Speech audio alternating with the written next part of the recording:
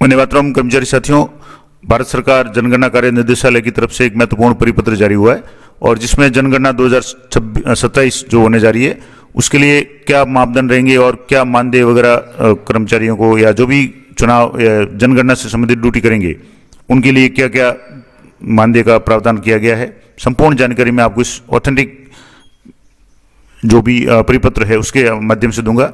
तो जैसे कि आपको पता है, जो जनगणना 2027 है वो 2 चरणों में होगी।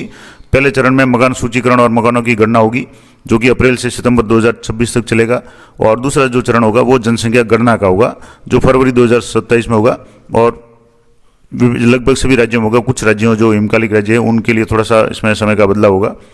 अब बात करेंगे जनगणना पदाधिकारियों को मानदेय, यानी जनगणना के काम करने में नियुक्त जितने भी कर्मचारी होंगे, अलग अलग कर्मचारी, सुपरवाइजर यानी जो पर्यवेक्षक से लेकर के और भी इनके जो गणना कर्मी वगैरह होंगे, जिनके भी मानदेय का क्या क्या प्रावधान किया गया है। तो आपको पता है कि प्रगणक और पर्यवेक्षक जो जो इसकी मेन दूरी होंगे वो प्रगणक होंगे और उनके ऊपर पर्यवेक्षक लगाए जाएंगे। तो विभिन्न स्तरों पर जनगणना पदाधिकारियों के लिए जो मानदेय की राशि है वो कैसे होगी, तो पहला चरण जो होगा जिसमें मकान सूचीकरण और मकानों की गणना होगी, उसके लिए प्रगणक और पर्यवेक्षक यानी सुपरवाइजर है उनको 9,000 रुपये दिए जाएंगे। दूसरा जो चरण होगा वो जनसंख्या गणना का होगा, यानी लोगों की गिनती होगी और वो मैंने आपको बताया। इसके बाद जो सेकंड चरण होगा, जैसे पहला जो चरण होगा वो होगा अप्रैल से सितंबर, और फरवरी 27 में जो चरण होगा जनसंख्या गणना का उसमें 16,000 रुपये दिए जाएंगे। तो कुल मानदेय उनको है वो 25,000 रुपये प्रगणक और पर्यवेक्षक को पूरी जनगणना के लिए दिए जाएंगे। और जनगणना संबंधित जो भी काम होगा पर्यवेक्षक अपने स्वयं के मोबाइल उपकरणों से काम करना होगा। इसके अलावा उनको आवंटित ब्लॉक या ब्लॉक के दौरे के लिए अलग से कोई टीएडीए नहीं मिलेगा, यानी उनको फील्ड में रह करके काम करना पड़ेगा और इसके लिए टीएडीए वगैरह नहीं दिया जाएगा। अब कुछ जो जनगणना से संबंधित उच्च अधिकारी होंगे उनको क्या मानदेय होगा, तो राज्य नोडल अधिकारी नहीं, राज्य समन्वयक जो होंगे जनगणना से संबंधित उनको प्रथम चरण के लिए 30,000 रुपये और द्वितीय चरण यानी जो लोगों की गणना के लिए 45,000, कुल 75,000 रुपये दिए जाएंगे। राज्य स्तर के अन्य अधिकारी या कर्मचारी जो राज्य में अधिकतम 5 होंगे उनको 12,000 पहले चरण के लिए, 18,000 दूसरे चरण के लिए, कुल 30,000। और संभागीय आयुक्त या प्रमुख जनगणना अधिकारी या जहाँ भी जो भी उपलब्ध होंगे उनके लिए 25,000 प्लस 35,000 यानी कुल 60,000। और जिला जनगणना अधिकारी यानी जो जिला कलेक्टर वगैरह होंगे, और इसके अलावा उप जिला जनगणना अधिकारी, जिला सूचना विज्ञान अधिकारी, एनआईसी, डीओटी, डीओआईटी के जो भी कर्मचारी जनगणना अधिकारी वगैरह है वो प्रत्येक जिले में अधिकतम 8 हो सकते हैं। उनको प्रथम चरण के लिए 20,000 और सेकंड चरण के लिए 25,000, कुल 45,000 दिए जाएंगे। उपखंड अधिकारी एसडीएम जो होंगे उनको 20,000 प्लस 25 यानी 45,000, और चार्ज कार्यालय में जनगणना लिपिक जो होंगे उनको 12,000 प्लस 18,000, कुल 30,000 दिए जाएंगे। और एक इम्पोर्टेंट बात है कि जनगणना कर्मियों को जो मानदेय होगा वो प्रथम चरण का कार्य सफलतापूर्व होने पर दिया जाएगा, और चार्ज अधिकारी ये सुनिश्चित करेगा कि उसके या उसके चार्ज के प्रगणकों और पर्यवेक्षकों को मानदेय का भुगतान कर दिया गया है, और राज्य नोडल अधिकारी अन्य जनगणना कर्मियों के मानदेय का भुगतान सुनिश्चित करेंगे। तो कुल मिलाकर के जो खास करके जो मैंने इंपॉर्टेंट बात जो शुरू में बताई कि प्रगणक और पर्यवेक्षक इनके लिए 25,000 रुपये, 9,000 प्लस 16,000 है वो दोनों चरणों के लिए निर्धारित है। और भी कुछ इंपॉर्टेंट बातें हैं इसमें कि जो तकनीकी सहायता वगैरह होगा जिसमें मोबाइल एप्लीकेशन के माध्यम से आंकड़ों का संग्रहण होगा, और विभिन्न प्रकार के जो निगरानी पोर्टल है उनके माध्यम से उनका मॉनिटरिंग होगी, और मकान सूची, ब्लॉक निर्माण वगैरह, वेब एप्लीकेशन है, स्वगणना पोर्टल वगैरह कई नई टेक्निक है, और डिजिटल तरीके से जनगणना होगी। तो इसमें जो भी मैन पावर होगी उसके लिए भी इसमें निर्देश दिए गए हैं कि 18 महीनों के लिए जो मैन पावर लिए जाएंगे, राज्य स्तर के लिए 4 तकनीकी सहायक, 2 MTS यानी जो भी मल्टी टास्क एम्प्लॉयज जो होंगे, कर्मचारी, बहु कार्य कर्मचारी होंगे वो होंगे इस तरीके से। तो ये कुछ उनके लिए अलग से जो भी मानदेय वगैरह है, तकनीकी सहायक के लिए अधिकतम पारिश्रमिक है 25,000 रुपये प्रति माह, और MTS के लिए 18,000 रुपये प्रति माह होगा। तो ये सारी जो भी डिटेल्स है वो मैंने आपको बता दी। तो मेन बात जो थी कि प्रगणक और जो सुपरवाइजर होंगे उनके लिए मानदेय को मैंने आपको बता दिया।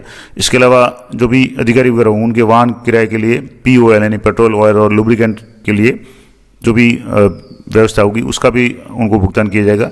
इसके अलावा संचालन शुल्क या आकस्मिक व्यय, कंटीजेंसी के प्रावधान भी इसमें किया गया। तो विभिन्न प्रकार की जो भी स्टेशनरी होगी, छपाई, फोटोकॉपी, पैकिंग सामान है वगैरह, इसके लिए जो भी होंगे उसका भी अलग से मानदेय होगा। और ये पूरा IT इंफ्रास्ट्रक्चर के लिए जैसे राज्य के लेवल पे 10 लाख रुपए होंगे, POL के लिए यानी किराए के वाहन वगैरह के लिए 10 लाख रुपए और हैंडलिंग शुल्क आकस्मिक व कंटीजेंसी के 10 लाख रुपए, जिला स्तर के लिए 5-5 लाख रुपए, नगर निगम के लिए 5 लाख और चार्ज के लिए 1-1 लाख रुपए जो प्रावधान किया गया है। और ये जनगणना के दोनों चरणों के लिए। इसके अलावा जो प्रशिक्षण होगा, ये भी बहुत इंपॉर्टेंट बात है कि जनगणना में जो भी कार्मिक लगेंगे उनके लिए विधिवत जो प्रशिक्षण होगा, जिसमें प्रगणक, सुपरवाइजर या अन्य जो भी पदाधिकारी होंगे उन सभी का पहले ट्रेनिंग होगी और एक संपूर्ण श्रृंखला तैयार की, जिसमें शुरू में 100 जो राष्ट्रीय प्रगणक होंगे, प्रशिक्षक होंगे, नेशनल लेवल के मास्टर ट्रेनर होंगे और वो 200 मास्टर ट्रेनर्स यानी स्टेट लेवल के ट्रेनर्स को ट्रेनिंग देंगे।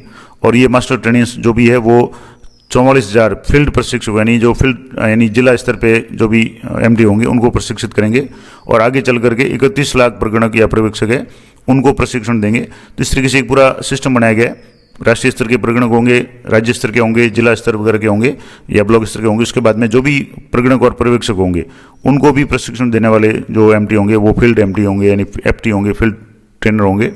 और इस कार्य में अलग अलग तरह की जो भी गणना होगी उसके लिए जो भी प्रशिक्षण होगा उसका भी राशि निर्धारित की गई है कि राज्य या संभाग स्तरीय, जिला स्तरीय अधिकारियों का जो प्रशिक्षण होगा उसके लिए 900 रुपये प्रतिदिन उनको मानदेय मिलेगा। जिला स्तर या 4 अधिकारी को जो प्रशिक्षण उनके लिए 650, जिला स्तर पर तकनीकी नियमित सहायकों का प्रशिक्षण 650 और प्रगणकों और पर्यवेक्षकों का जो प्रशिक्षण होगा उसमें भी 600 रुपये उनको दिया जाएगा। लेकिन इसमें एक विशेष बात है कि प्रगणकों और पर्यवेक्षकों को प्रशिक्षण के लिए प्रशिक्षण में भाग लेने हेतु प्रति व्यक्ति प्रतिदिन 600 रुपये का प्रशिक्षण भत्ता स्वीकार किया गया है। और इसमें प्रशिक्षण के दौरान प्रतिभागियों के लिए जलपान की व्यवस्था हेतु प्रति व्यक्ति 200 रुपये सम्मिलित है, यानी इसी में 200 रुपये शामिल है। और जिन प्रगणों पर्यवेक्षकों द्वारा कार्य आवंटित किए जाने के और प्रशिक्षण लेने के बाद भी आवंटित कार्य नहीं किया जाता है उन्हें प्रशिक्षण भत्ता नहीं मिलता है, नहीं मिलेगा। तो सीधी सी बात है, प्रशिक्षण लेने के बाद में अगर काम नहीं करेंगे तो उनका आगे वाला जो भत्ता है वो नहीं मिलेगा। और अन्य लोगों के लिए प्रति व्यक्ति प्रतिदिन की राशि में जलपान वगैरह वो शामिल है। इस तरीके से जो मास्टर ट्रेनर होंगे, इसके अलावा फील्ड ट्रेनर होंगे, उनके लिए मानदेय और यात्रा भत्ता भी निश्चित किया गया है। तो जो फील्ड प्रशिक्षक है उनके लिए अगर मान लो वो फील्ड में जाते हैं तो 1800 रुपये प्रति MT प्रतिदिन निर्धारित किया गया है। और राज्य स्तर के मास्टर ट्रेनर है उनको अगर फील्ड में जाएंगे तो 2 बैच के प्रशिक्षण के लिए उनको एक जिले से दूसरे जिले में जाना है तो व्यय के लिए अधिकतम 4,000 रुपये का प्रावधान किया गया। इस तरीके से जो फील्ड ट्रेनर है उनका मानदेय 1,000 रुपये प्रति FT की दर से भी निर्धारित किया गया है। तो जो भी प्रशिक्षण होगा उसका भी मानदेय मिलेगा, जो भी काम करेंगे उनको भी मानदेय मिलेगा। तो इस तरीके से ये पूरा मैंने आपको डिटेल में बता दिया और ये पूरी PDF मैं आपको टेलीग्राम चैनल पे दे दूंगा, तो वहाँ से आप आराम से इसको देख सकते हैं। तो ये जो आदेश या अधिसूचना जारी की गई, ये समस्त जनगणना अधिकारी यानी समस्त जिला कलेक्टर और आयुक्त नगर निगम को जारी की गई है। और ये जो की गई है वो निदेशक, जनगणना निदेशक है, उनके द्वारा की गई है। तो ये पूरी मैंने आपको डिटेल में बता दिया कि जनगणना का कार्य है वो विभिन्न चरणों में होगा और इन चरणों में खास करके प्रगणक और जो भी पर्यवेक्षक होंगे उनके लिए मानदेय 9,000 प्लस 16,000 यानी 25,000 होगा। इसके अलावा जो भी MT वगैरह होंगे उनका भी मानदेय होगा। इसके अलावा ये प्रगणक और जो भी सुपरवाइजर होंगे इनका जो प्रशिक्षण होगा तो प्रशिक्षण के दौरान भी इनको मानदेय दिया जाएगा, काम का मानदेय है वो अलग से दिया जाएगा। तो ये थी पूरी जानकारी। आशा करता हूँ जानकारी आप लोग हुई रहेगी और मेरा प्रयास है कि आपको सूचना पहुंचाना। अगर इसमें कोई भी आपके कोई बदलाव होता है या कोई अपडेट होता है तो जो भी नवीनतम दिशा निर्देश है उसकी पालना करें। मेरा प्रयास सिर्फ आपको चुनाव संबंधित या अन्य जो भी जानकारी है वो प्रदान करना है। किसी भी कंफ्यूजन की स्थिति में जो भी संबंधित अधिकारी है या विभाग है उसके जो भी आदेश है उसकी पालना करें। तो मिलते हैं नेक्स्ट वीडियो में, तब तक जय हिंद, जय भारत।